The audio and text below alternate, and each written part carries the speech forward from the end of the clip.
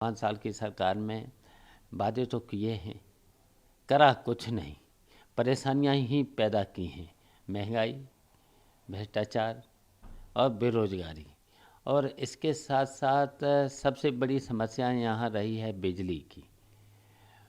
बिजली दी तो है नहीं, छापेमारी की है। यहाँ तक कि इतना देखिए छापेमारी, एफआईआर के साथ साथ जुर्माना, और जुर्माना के साथ साथ रिश्वत भी देनी पड़ी है। तो ये सभी और नहरों में पानी भी नहीं दिया है। और जब किसान अपना किसी मेहनत से जो भी पैदा कर पाया, बोले गया मंडी में, तो मंडी में उसको उसकी कीमत ठीक से नहीं मिली, और सरकारी जो कांटे लगाए तो उसमें खरीद भी नहीं हुई है, उसमें भी भ्रष्टाचार चला। अब धान की फसल यहाँ पैदा हुई तो पहले तो बुवाई के समय खाद नहीं मिली, और 50 किलो की बोरी पहले मिलती, उसमें से कर दिया 45 किलो की, उसमें भी पैसे बढ़ा दिए। तो ये सब परेशानियां रही हैं। तो फिर जब मंडी में ले गया या सरकारी कांटों में ले गया है, तो धान की फसल की कीमत मिलना चाहिए था 1960 रुपये, किसान को मिला है 1100 रुपये, 1200 रुपये, इससे ज़्यादा नहीं मिला। इसी तरह से गेहूं की फसल में मिलना चाहिए था 1975 रुपये, 15 से 16 से ज़्यादा किसी किसान को मिला नहीं।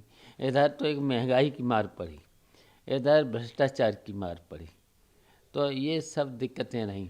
लेकिन सर, आप कह रहे हैं कि भ्रष्टाचार की मार पड़ी। बीजेपी लगातार कह रही है कि सपा सरकार में भ्रष्टाचार चरम पर था, तुष्टीकरण की राजनीति की है, गुंडा राज चरम पर था, गुंडों को अंदर किया गया है, महिला सुरक्षा नहीं थी, विकास नहीं था।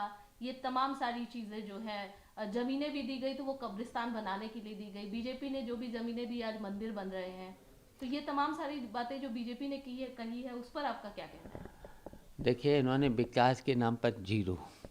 आप पूरे उत्तर प्रदेश में जाइए, और गई होंगी, जो रोडें, सड़कें, पुलिया से लेकर के, जो समाजवादी पार्टी में अखिलेश यादव के नेतृत्व में जो सरकार थी, कितनी सड़कें बनी, कितने पुल बने, और जो जो बुंदेलखंड में जो भी डैम, 13 डैम तो मैंने बनवा दिए थे। वहाँ जाइए, पानी की कोई दिक्कत नहीं। मैं अभी सामाजिक परिवर्तन रथ लेकर निकले थे, तो हर ज़िले में मैंने दौरा किया, बुंदेलखंड में भी हर ज़िले में दौरा किया। मैंने उन्हें पूछा, भाई पानी की, अब तो अप्रैल तक पानी आता होगा। वो बोले अब तो जून तक पानी आता है, कोई पानी की दिक्कत नहीं। और जो देखिए सरयू परियोजना, वो मैंने स्टार्ट करी, पूरा लगभग 80% उस पर मैंने 105 किलोमीटर नहर मैंने खुदवाया।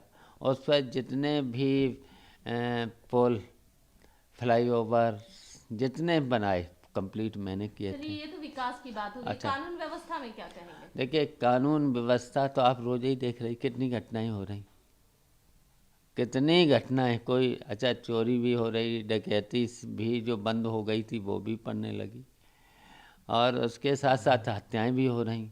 अच्छा, महिलाओं के साथ कितनी घटनाएं हो रही। हाथरस कांड था ही, लखनऊ में भी, अभी उन्नाव में 2-2 बार महिलाओं के साथ। ऐसा कोई जिला नहीं है, कोई ऐसा जिला नहीं है। अच्छा, और तो देख लिया लखीमपुर में किसानों के साथ क्या अत्याचार हुआ। केंद्रीय गृह राज्य मंत्री ने धमकी दी, फिर उसके बेटे ने 7 किसानों के ऊपर गाड़ी चढ़ा दी, 7 किसान वहाँ मारे गए। और झांसी में थानेदार ने, एक लड़का था, क्या नाम था उसका, पुष्पेन, उसको मार डाला। इस तरीके से कितनी घटनाएं हुई। सर, ये बताइए कि प्रगतिशील समाजवादी पार्टी चाचा भतीजा जिनका बीच में मतभेद चल रहा था, अब दोनों साथ आ गए, गठबंधन। चाचा के भतीजे के साथ आने से कितनी मजबूती मिलेगी अखिलेश देखिए, यादव को? जिस दिन से हम लोग एक हुए, तभी से तो भारतीय जनता पार्टी में बौखलाहट पैदा हो गई है, और तभी से जो अखिलेश यादव के नेतृत्व में गठबंधन बना है, तो पश्चिम में भी आप देख लीजिएगा,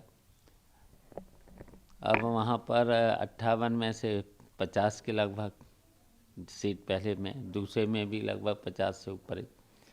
इस अब मध्य आ गया है। तीसरे में क्या मान रहे हैं? अब मध्य में भी देख लेना, 55 का हो रहा है चुनाव, 55-56 का, उसमें भी लगभग 45-50 के बीच में ये गठबंधन जीत के जाएगा। चाचा भतीजे आप दोनों, आप जसवंत नगर से कद्दावर माने जो पैठ यहाँ पर बनी रही है, आपके समक्ष जो बीजेपी के कैंडिडेट हैं वो बिल्कुल नए हैं। क्या लगता है आपको, किस तरीके से नए कैंडिडेट जो बीजेपी ने उतारी है, क्या आपको कम्पीट दे पाएंगे? देखिए, बुरी तरह से वो हारेंगे। यहाँ पहले भी हमें बहुत अच्छा वोट मिला है, 12 में भी मुझको 1,33,000 मिला था, 17 में भी मुझे 1,26,000 वोट मिला था।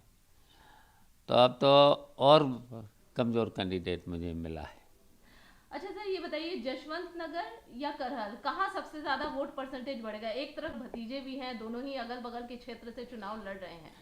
देखिए, दोनों में कंपटीशन है, कौन ज़्यादा जीते।